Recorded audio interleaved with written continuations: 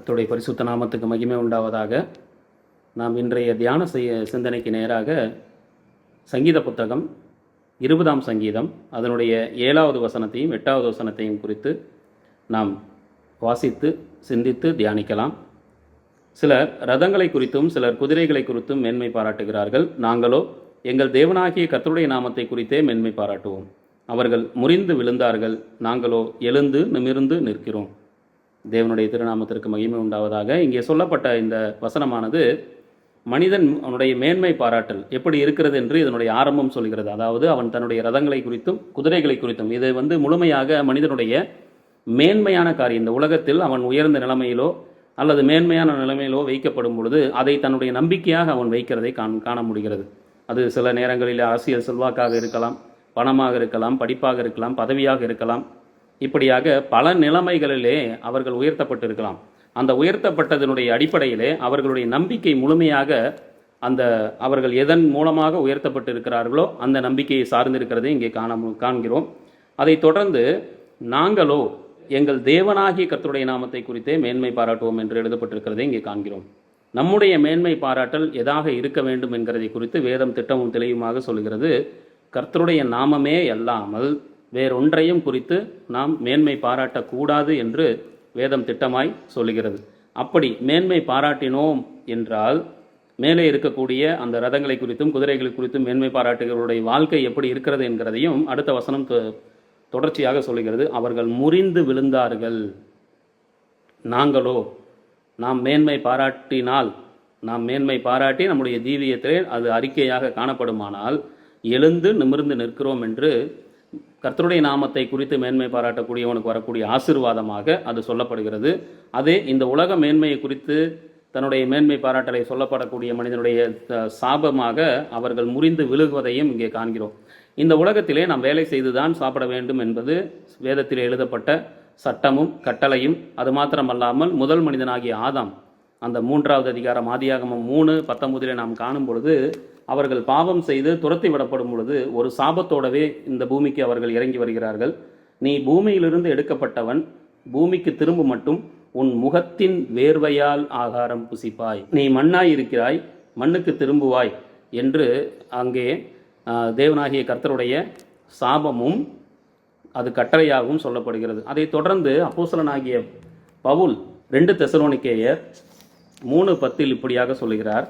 ஒருவன் வேலை செய்ய மனதில்லாதிருந்தால் அவன் சாப்பிடவும் கூடாதென்று நாங்கள் உங்களிடத்தில் இருந்தபோது உங்களுக்கு கட்டளையிட்டோமே. அப்போஸ்தலனாகிய பவுலும் இந்த இடத்துல குறிப்பிடும் பொழுது நாம் வேலை செய்துதான் சாப்பிட வேண்டும் என்று இங்கே வலியுறுத்துகிறதை நாம் காண முடியும். இந்த காரியங்கள் எல்லாம் எதை சொல்கிறது என்றால், இந்த உலகத்தினுடைய நம்முடைய முடிவு பரியந்தம் நாம் உழைத்து சம்பாதிக்க வேண்டும் என்கிற காரியத்தை வலியுறுத்துகிறது. அது மாத்திரமல்லாமல் இது ஆதியாகமத்திலே கடவுளிடத்திலிருந்து நமக்கு பெறப்பட்ட அது சாபமாகவும் காணப்படுகிறது. இவைகள் எல்லாம் எதற்கு கொண்டு செல்கிறது? நம்முடைய பட்டம், பதவி, படிப்பு, இந்த உலகத்தினுடைய மேன்மை, எல்லா காரியங்களுக்கும் நம்மை அழைத்து செல்லும் பொழுது இந்த இடத்தில் தான் நம்முடைய மாற்றம் ஆரம்பிக்கிறது. அதாவது ஒரு மேன்மையான நிலைமையிலே மனிதன் வரும்பொழுது அவனுக்குள்ளாக வரக்கூடிய அந்த காரியம் தன்னுடைய திறமையினாலும் தன்னுடைய படிப்பினாலும் தன்னுடைய பதவியினாலும் இருக்கக்கூடிய அந்த மேன்மை பாராட்டல் அது கொஞ்சம் கொஞ்சமாக அவனுக்கு அதுவே நம்பிக்கையாக மாறிவிடுகிறது. அந்த நம்பிக்கை அவனை கர்த்தரை விட்டு கொஞ்சம் கொஞ்சமாக பிரிக்க ஆரம்பிக்கிறது. இவைகள் உண்டானவைகள் எல்லாம் தேவனாகிய கர்த்தருடைய கிருபையே அன்றி நம்முடைய சுய திறமையினால் அல்ல என்று நாம் முழுமையாக எப்பொழுது உணர்கிறோமோ அப்பொழுது அதை குறித்து ஆண்டவரை குறித்ததான மேன்மை பாராட்டல் நமக்கு உண்டாகும். ஆனால் இது சற்று வித்தியாசமான நிலைமையிலே அதனுடைய நமக்கு கிடைக்கக்கூடிய புகழ்ச்சி, பணம், இவைகள் எல்லாம் நம்மை கொஞ்சம் கொஞ்சமாக கர்த்தரை விட்டு இழுத்து செல்லக்கூடிய நிலைமையிலும் நம்முடைய திறமையினாலே நம்முடைய படிப்பினாலே நாம் சம்பாதித்தது என்கிற அந்த நிலைமையிலே நம்மை கொஞ்சம் கொஞ்சமாக நினைக்க வைத்துவிடும்.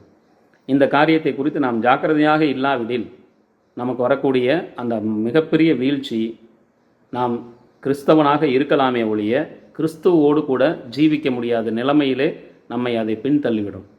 ஆகவே தாவீது அங்கு சொல்லும் பொழுது அவர் மிகப்பெரிய ஒரு ஸ்தானத்தில் இருந்த ஒரு மனிதன், கர்த்தரால் அதிகமாக ஆசீர்வதிக்கப்பட்டவர். அப்படி இருக்கக்கூடிய அந்த மனிதன் சொல்லக்கூடிய காரியம், சிலர் ரதங்களை குறித்தும் சிலர் குதிரைகளை குறித்தும் மேன்மை பாராட்டுகிறார்கள், நாங்களோ எங்கள் தேவனாகிய கர்த்தருடைய நாமத்தை குறித்தே மேன்மை பாராட்டுவோம் என்று அங்கே அழுத்தம் திருத்தமாக அவர் அந்த காரியத்தை வலியுறுத்துகிறதை நாம் அங்கே காண முடியும். அதைத் தொடர்ந்து பிலிப்பியர் 1:21 அப்போஸ்தலனாகிய பவுல் சொல்லுகிறது, கிறிஸ்து எனக்கு ஜீவன், கிறிஸ்து எனக்கு ஜீவன், சாவு எனக்கு ஆதாயம் என்கிறதை குறித்து அவர் சொல்லுகிறதையும் நம்ம காண முடியும். இங்கே அவர் அந்தளவாய் சொல்லக்கூடியதனுடைய அஸ்திபாரமாக காணப்படக்கூடியது தேவன் மீது வைத்துள்ள விசுவாசம். நாம் ரட்சிக்கப்பட்ட ஒவ்வொரு தேவனுடைய பிள்ளைகளும் நமக்கு இருக்கக்கூடிய அடிப்படையான அந்த விசுவாசமும் நம்பிக்கையும் கர்த்தர்பால் நாம் வைக்கும் அன்பும், அது கிறிஸ்து எனக்கு ஜீவன், சாவு எனக்கு ஆதாயம் என்று பவுல் சொல்லுகிறது போல நமக்கும் அவ்வாறு உண்டு. ஆனால் இப்பேற்பட்ட அந்த விசுவாசத்தில் இருந்தே மனிதனை முழுமையாக பிரித்து கொண்டு வரக்கூடியது இந்த உலக பிரகாரமான வேலையும், இந்த உலக பிரகாரமான படிப்பும், இந்த உலக பிரகாரமான பொருளாதார காரியங்களும் முழுமையாக அவனை கர்த்தரை விட்டு சிறிது சிறிதாக நகர்த்தி சென்று விடுகிறது. நம்முடைய விசுவாச கப்பல் பிரயாணிக்க வேண்டிய திசையை விட்டு சாத்தான் சற்று நகர்த்தி நம்முடைய விசுவாசத்தை விட்டு வழிவிலகி செல்லக்கூடிய நிலைமையிலே அங்கே காண்கிறோம். அதே மாத்திரமல்லாமல் வேதம் தெளிவாக சொல்லுகிறது, பண ஆசை எல்லா தீமைக்கும் வேறாக இருக்கிறது என்று. நாளடைவில் அது கொஞ்சம் கொஞ்சமாக அது தீமையான காரியங்களுக்கு நேராக நம்மை நகர்த்தி செல்லுகிறதாய் காணப்படுகிறது. இதன் அடிப்படையிலே நாம் பார்க்கும் பொழுது வசனத்தினுடைய 2வது பகுதி சொல்லுகிறது, அவர்களோ முறிந்து விழுந்தார்கள். எனவே நம்முடைய மேன்மை பாராட்டல் எதை சார்ந்திருக்கிறது என்கிறதை பொறுத்தே நம்முடைய தேவனாகிய கர்த்தருக்கு மகிமையும் புகழ்ச்சியும் கீர்த்தியும் கொண்டு வரும் என்கிறதை குறித்து நாம் மனதில் வைத்துக் கொள்ள வேண்டும். ஆகவே நம்முடைய பணம், பட்டம், பதவி, இந்த உலக பிரகாரமான எல்லா விதமான காரியங்களும் அதனுடைய மேன்மையும் தேவனாகிய கர்த்தர் நமக்கு கிருபையாய் ஈந்தளித்தது என்கிறதை நாம் நினைவு கூர்ந்து அவருடைய நாமத்தையே இன்றும் என்றும் சதா காலங்களிலும் மகிமைப்படுத்துவோம். நாம் ரதங்களை குறித்தோ குதிரைகள் குறித்தோ மேன்மை பாராட்டாமல் நம்மை உண்டாக்கின தேவனாகிய கர்த்தருடைய நாமத்தை குறித்தே மேன்மை பாராட்டுவோம். நாம் முறிந்து விழாதபடிக்கு நாம் எழுந்து நிற்கத்தக்கதாக அவருடைய நாமத்தையே போற்றி புகழ்ந்து பாடுவோம். தேவனுடைய திருநாமமே மகிமைப்படுவதாக. ஆமென்.